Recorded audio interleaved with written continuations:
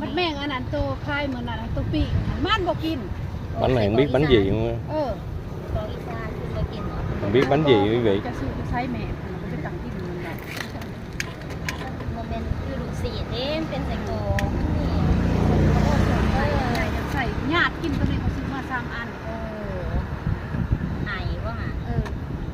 เราบ่มานั่นก็เป็นของผู้ใหญ่เพิ่นแหละตอนนั้น Hello,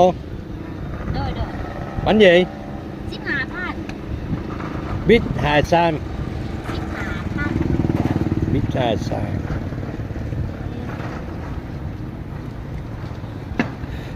3 อันคือเท่าไรหน่อย ตัวนี้30ตัวนี้50ตัวนี้50